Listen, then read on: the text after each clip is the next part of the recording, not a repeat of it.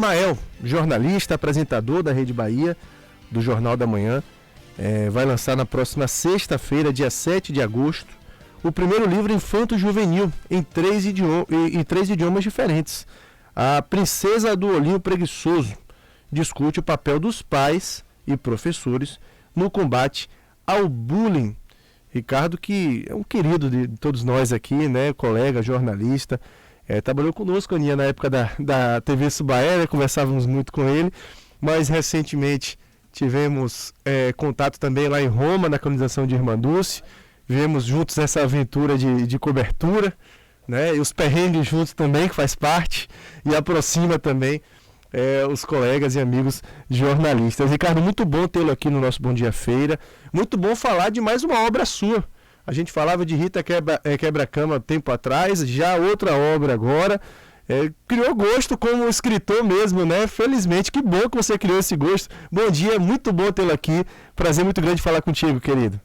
Oi, Fernando, bom dia, querido. Bom dia a todos aí do Bom Dia Feira, da minha queridíssima Feira de Santana, cidade que eu tenho o maior carinho. E, bom, obrigado pelas palavras. Pois é, tomei gosto pela literatura, fui picado aí por esse delicioso modo de fazer arte também, né, que é escrever, e fazendo uma coisa, Fernando, completamente diferente daquela que eu havia feito, né? Eu agora escrevendo para crianças, descobrindo o universo infantil, infanto-juvenil, que é tão rico, tão bonito, e que é desafiador para mim também como jornalista, sabe? Eu imagino, realmente o universo infanto-juvenil é fantástico, né? A pureza da criança. E o que é que lhe levou a entrar nesse universo agora, né? O que é que te estimulou a escrever um livro para as crianças? Bom, essa é uma pergunta interessante, porque eu não tinha em mente, eu não pensava em escrever especificamente para o público infanto-juvenil. Eu me considerava um autor, um escritor de livros adultos, né? No máximo para adolescentes. Mas aí eu acho que eu fui provocado primeiro pela editora, que me fez a proposta, né, completamente diferente de escrever para crianças, e também, e acho que principalmente, pelo desafio de falar sobre um tema que é tão importante, Fernando. Você é pai, você sabe disso, e mesmo que não é pai, mas entende a necessidade de que a gente discuta e aprofunde a discussão sobre bullying, né? Bullying na escola, e voltado especificamente para um público que tem baixa visão, né? Para crianças que têm problemas de visão, seja uma deficiência, seja um problema transitório, mas que enfrentam isso no seu dia a dia e enfrentam o bullying em razão dessa sua característica, em razão dessa sua condição, entendeu? E aí eu juntei isso e achei que, como jornalista, também tinha esse dever de falar sobre isso e alertar e chamar a atenção para o bullying, para o combate ao bullying. Pois é, e é uma história contada a partir de um fato real também, né? Queria que você explicasse um pouco isso. Conta no livro um fato infelizmente real, poderia ter sido fictício, mas uma experiência de uma pessoa próxima, né? Isso, exato. Olha, é real, mas assim, eu preciso dizer que esse problema, que é popularmente conhecido como um olhinho preguiçoso, ele é muito mais frequente do que a gente pensa. Há estudos que indicam e apontam que 1 a cada 50 crianças tem ambliopia. Né? Ambliopia é esse nome científico para o olhinho preguiçoso, que é quando um olho se desenvolve menos do que o outro, né? Quando as duas visões precisam trabalhar juntas, né? O comando que o cérebro manda para um olho, ou o contrário, a mensagem que o olho manda para o cérebro, para que ele processe, tem que ser a mesma para os dois olhos. Isso nem sempre acontece. E, de fato, não aconteceu com a minha sobrinha, com a Ana Lara, né? A Ana Lara hoje tem 10 anos e nós descobrimos que ela tinha olhinho preguiçoso aos 6 anos. Então, desde então, ela passou a usar um tampão, um oclusor. E, a partir daí, a gente começou a se preocupar com a questão do bullying.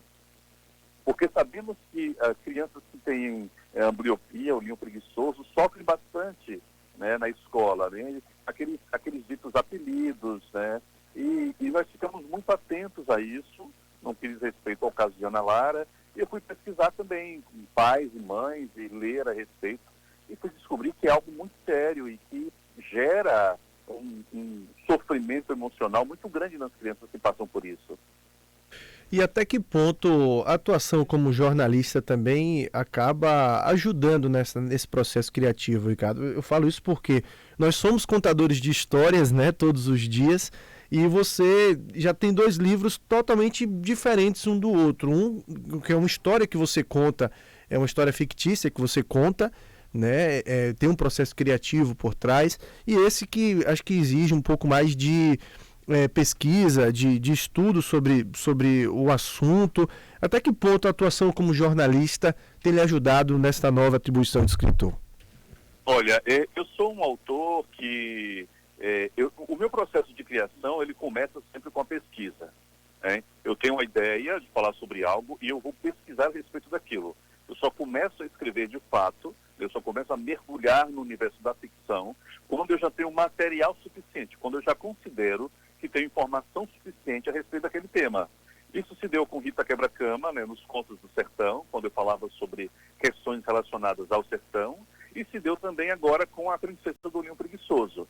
Então, diante da informação de que os casos de bullying na escola são muito frequentes com crianças que têm dificuldade de visão, baixa visão, ou têm olhinho preguiçoso, eu fui pesquisar, eu fui em busca dos números, das realidades, e fui conhecer, e aí já entrando no campo do jornalista, famílias que passam por isso. Então eu fui em busca de crianças com ambliopia, de pais e mães que lidam com isso, fui conversar com especialistas, com oftalmologistas especializados em criança, e aí, a partir dessa minha pesquisa, né, desse meu olhar de jornalista, no levantamento de informação, eu passei a escrever, e só então eu passei a escrever.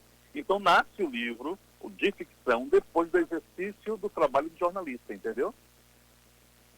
Pois é, muito legal. Eu imagino também, né, que até porque a gente conta histórias todos os dias e mergulhar profundamente em uma história deve ser algo realmente muito gostoso, né? Talvez por isso tenha te viciado também nessa nova atribuição de escritor, porque é um mergulho, é um aprofundamento que até por tempo, pela correria do dia a dia, talvez como jornalista a gente não tenha a possibilidade, né? Você se sente, acredito, aí entra a pergunta, até que ponto você se sente mais preparado para falar sobre os temas a partir do momento que você escreve um livro inteiro sobre eles? Pois é, isso é muito desafiador, você tem toda a razão. A nossa rotina, ela não facilita a nossa vida, né, como jornalista ou como escritor, porque nós já somos tão demandados pelo jornalismo, né? Nós vivemos em constante correria, em busca da informação, apurando, levantando, checando. Outro dia eu conversava com você, acho que você se recorda, sobre a questão da Covid-19 em Feira de Santana, te pedi algumas orientações, ou seja, a gente é demandado bastante. E aí acaba sobrando pouco tempo para escritas de ficção, para escrita literária. Mas isso é algo tão, Fernando, ele nos toma de forma tão prazerosa, sabe? É quase que uma necessidade escrever ficção, contar histórias. E é de alguma maneira também uma certa fuga dessa vida real tão dura, sabe? Que a gente lida tanto todos os dias, a todo momento, com a realidade mais sofrível. Então, correr para a literatura, ou escapar para a literatura, é como uma forma de respiro e de tentativa de dar uma leveza a essa vida tão pesada do nosso cotidiano. Então eu encontro tempo nessa rotina louca e apertada, porque é prazeroso demais sentar e contar histórias, como a da Lala, por exemplo. Eu sentei e contava aquela história daquela menininha que sofre com bullying, que é perseguida na escola pelos coleguinhas, e aquilo ia me dando uma alegria em escrever aquela história, porque eu imaginava e imagino que essa história, como as outras também, poderão ajudar, sabe, num alerta a pais e professores. Então esse prazer da literatura é que compensa qualquer outra dificuldade. Pois é, e o livro também vai estar disponível em outros idiomas. Como é isso? De onde partiu essa ideia? Pois é, cara, isso tem um pouco a ver com aquela viagem lá para Roma. Você se referia no início aí, né? Eu fui fazer, bom, nós viajamos, você também estava lá. Eu passei num total, acho que algo em torno de 20 dias aí lá entre Portugal, Espanha e Itália. E aí eu aproveitei essa viagem para conhecer algumas escolas, porque o livro já estava pronto naquela época, o livro é em português. E eu queria entender como é que é a realidade dessas escolas fora do Brasil, como é que elas lidam e trabalham com bullying, como é que isso é debatido lá fora. E aí, cara, eu fiquei muito surpreso ao perceber que o material que os professores trabalham nas escolas em que eu visitei, é importante dizer isso, é um material pouco atrativo, sabe? É um material importante, mas os livros não tinham um colorido, não tinha algo que atraísse as crianças. Eram sempre histórias muito sisudas, sabe? E aí eu fiquei com aquilo na minha cabeça e pensei, bom, eu poderia, de repente, fazer um livro em outros idiomas para alcançar também essas escolas. E porque o livro é tão colorido, ele dialoga tanto com a criança, sabe? Ele é um livro que enche os olhos, assim, com a leveza do ilustrador, com o traço da personagem, que eu falei, eu posso fazer com que essa personagem chegue também a outros países, a outras línguas, por que não? Bom, a partir daí eu fiz uma provocação junto à editora, que achou meio loucura no início, mas topou e deu muito certo, porque o livro ainda não foi oficialmente lançado, né, embora já esteja disponível, e eu já fui procurado por algumas escolas desses países, olha que curioso. Algumas escolas, algumas editoras que querem fazer parceria para levar o livro lá para fora, né, para a Espanha e para Portugal. É um livro que tem como público-alvo, é claro que o tema ele é muito profundo, né? Ele é um tema que nos leva à reflexão, mas a ideia é fazer a criança também refletir e passar por isso de uma forma diferente. A ideia, o público-alvo é a criança em si, né, Ricardo? Essa é uma pergunta importante, Fernando, porque o que acontece? O livro é um livro infanto-juvenil, né? Então é um livro colorido, de texto muito simples, curto, para alcançar primeiramente as crianças, mas não apenas para elas, é também para os professores e para os pais. E por que eu digo isso? Porque, e você está muito certo quando você coloca essa questão, o bullying, ele afeta a todos, e não apenas a quem é vítima dele, e não apenas a quem pratica o bullying. Porque quem pratica o bullying também é vítima, porque muitas vezes desconhece que aquilo é bullying, acha que é apenas uma brincadeira, acha que apenas está pirraçando o colega, está apontando uma característica física do colega, mas não sabe que aquilo gera um sofrimento enorme.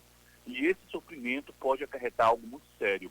Então eu fiz pensando para a criança, mas também para chegar ao professor, à sala de aula, à biblioteca, para que os pais leiam em casa, conversem em casa e percebam quais são os sinais que essa criança, e mesmo adolescente, estão dando de que algo não vai bem. Porque às vezes os pais não percebem, sabe? No livro, por exemplo, ela lá quem pede ajuda. Chega um momento que ela é tão perseguida por conta do olhinho preguiçoso, do tampão que usa, que ela não aguenta, ela chega para a professora e desabafa. Mas, no geral, não é isso que acontece. No geral, as crianças se calam, elas se afastam da escola, elas ficam tristes, elas não querem ir para a aula, elas se distanciam dos colegas. Então, o que eu quero com isso vamos dizer, aprimorar esse olhar, sabe? Do pai e da mãe, de que, opa, alguma coisa não está bem. O que está acontecendo? Vamos investigar, vamos procurar saber. Bom, e a gente vive tempos totalmente diferentes com essa pandemia. O lançamento do livro vai ser em live, né, em formato diferente. Queria que você explicasse um pouco para a gente isso, quem quiser acompanhar, como é que vai ser, de que forma vai se desenrolar o lançamento do livro. A pandemia aí, né, Fernando, nos obrigando a nos reinventarmos sempre, né? E a ideia da editora era fazer um grande lançamento, como eu fiz com Quebra-Cama, em Salvador e também no interior, em cidades do interior. Nós rodamos muito com o livro. Não vai ser possível, não nesse momento. Então nós teremos uma live oficial, né, de apresentação do livro, que vai ser na próxima sexta-feira, dia 7, né? É a véspera do meu aniversário, então vai ser uma live comemorativa duplamente. E aí a gente vai apresentar um pouco mais o livro, embora ele já vai estar disponível a partir de hoje. Ele vai ser vendido inicialmente na plataforma digital, na internet, né, no site da editora, com entrega para todo o Brasil, pelos Correios. E as pessoas que quiserem, já a partir de hoje, poderão acessar o livro, né, adquirir o livro, enfim, conhecer mais sobre o livro numa página da internet, da editora. E aí, depois da pandemia, aí nós teremos a live na próxima sexta-feira, e depois da pandemia ele vai para as livrarias também. Ele vai rodar, vai para as livrarias, enfim, vai para as lojas parceiras, mas só depois que eu puder reunir as crianças. Eu quero ter esse momento de encontro, de roda de conversa, de contação de história. Eu gosto muito de criança, tenho muitas crianças em casa, na família, e acho importante isso. Então, depois da pandemia, também nesse bate-papo, em uma sessão de autógrafos. Então, só para deixar bem claro para quem está ouvindo, está interessado no momento em adquirir o livro, em fazer uma pré-compra, ou já pode comprar agora, qual site, onde é que acessa? Olha, vai encontrar no site mojubaeditora.com.br. Vai estar lá, me parece que já depois do meio-dia, ele está sendo finalizado agora pela manhã, já depois do meio-dia ele vai estar livre, disponível para acessar. Então, mojubaeditora.com.br. Ricardo, amigo, muito bom falar contigo, parabéns por mais um livro, mais um filho que nasce, né? O escritor geralmente chama livro de filho, né? Porque é um trabalho muito árduo ali de pesquisa e tudo mais, é uma dedicação muito grande.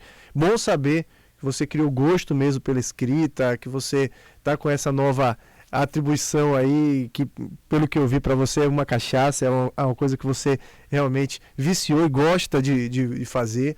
E essa casa aqui está com as portas sempre abertas a você, viu, amigo? Sempre espero lançar mais e mais e mais livros seus aqui. A gente fica muito feliz com a sua felicidade também. Grande abraço. Obrigado. Quero te agradecer sempre pelo carinho, pela acolhida, pelo espaço que é tão importante a você, a toda a casa, a empresa, aos funcionários da direção. Obrigado mesmo. Eu fiquei devendo da outra vez mandar a Rita Quebra-Cama, mas não vou ficar devendo dessa vez não, tá? Vou mandar aí para que você possa fazer sorteio se quiser, para os seus ouvintes, ou deixar para a equipe mesmo. Fiquem à vontade, quero que o livro circule e que as pessoas conheçam mais dessa história. Valeu, amigo. Muito bom falar contigo. Conversamos então com o Ricardo Ismael, né, colega, jornalista,